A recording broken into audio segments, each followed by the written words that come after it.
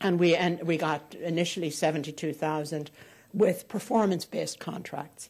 We way exceeded the performance, and so it has just. We went to the Department of Community and Economic Development, and we got some funding from them. We get a lot of funding from corporations. We go after the corporations heavily because, you know what, we're providing workforce for them, and our folks, if we bring you Wachovia Bank people, we've done a lot of preliminary work, and we make sure that this is the kind of person that you're looking to hire. So we help them. So a lot of the banks fund us, continue to fund us, as do Pew. We finally got money from Pew, which was painful, long time. But it's the good housekeeping scene of approval. You get Pew, and then other people say, hey, you know, if they can fund you, well, I will too. So, yeah, that's what we do. It is very important. And it's very important, I think, to diversify. And I think it's also very important to be accountable, to say, here's what I am going to do, and here's how I'm measuring it, and we will provide you with the reports.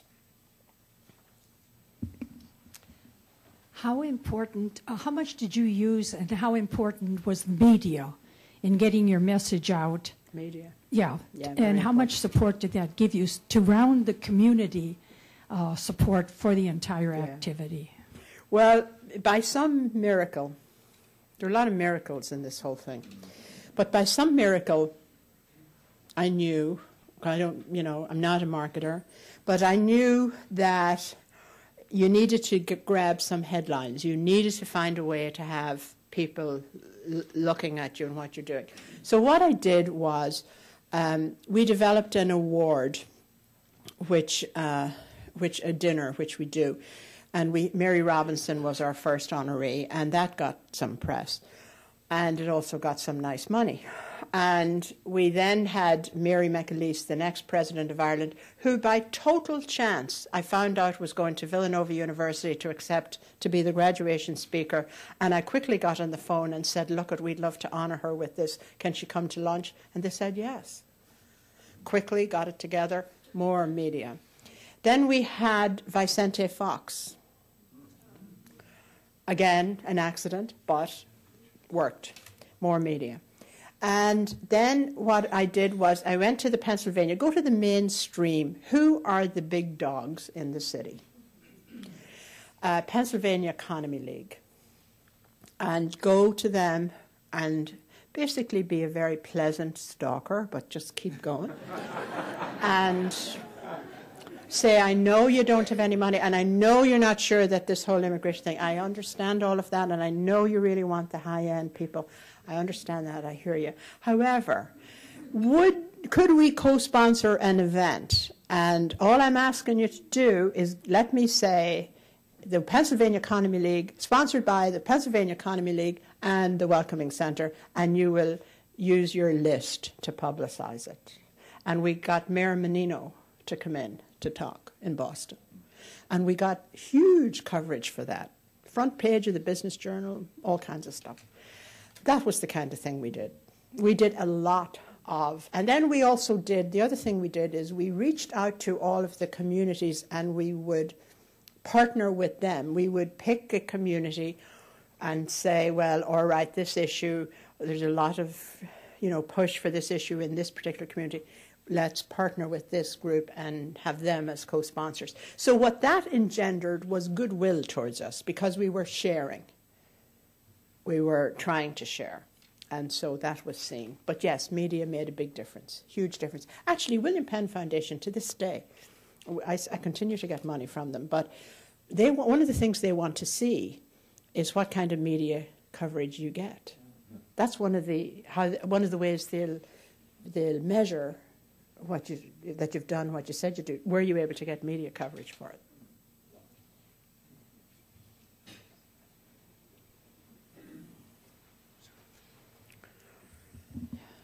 Hi, Anne. Thanks for coming this afternoon, first of all, and thanks for taking my question. I am an Irish immigrant like yourself, and not from Mayo like the gentleman's mother, so I'm from a different part of the country. But my question is, I've been here... I can hear that. Yeah, sorry. And my question is, I've been here 8 or 9 years, And in my time here, you talk about the streets paved with gold, and I thought they were when I got here, but I came to Cleveland and they're not. So it's we all did. And my 8 or 9 years here, I don't own my own business. I just work for a company. I've done pretty well for myself, I think. But I've seen a lot of maybe American kids my age, maybe some jealousy that I've come here and done well for myself and done my own thing. I'm just curious, when you did this in Philadelphia with the businesses, did you see any resentment, maybe, or jealousy from other business owners in the area that thought, why aren't the city helping us? We're struggling. Yet these people are coming in and helping immigrants come in here. And how did you maybe deal with that if you came across that? Oh, we did. We came across it very early on. No, we dealt with that and I mean, I think it's I think it's fair. I think it's okay. All of our we did a lot of how-to guides, how to open this kind of business, how to open that kind of business. All of them printed in English. And as I tell the American people who stand up and say to me, well, why do the immigrants have access to this information and we don't? I say, well, it's written in English and it's not classified. And it's on our website. So we listened. Yes, it's a real issue. And we listened, though. We're not able to deal with that in a whole global way. But what we do is we drill down into neighborhoods and deal with it in a neighborhood way. And all of our neighborhood services are for everybody in the neighborhood. And we work hard to send that message out, and we make these services available. And they should be. Certainly these businesses on these commercial corridors, I mean, this is under-resourced stuff that's been marginalized and suffering from poverty and lack of resources for a long time. And so what we need to bring everyone together to work as a community. And that's where their strength is going to be. That's where the future is for them.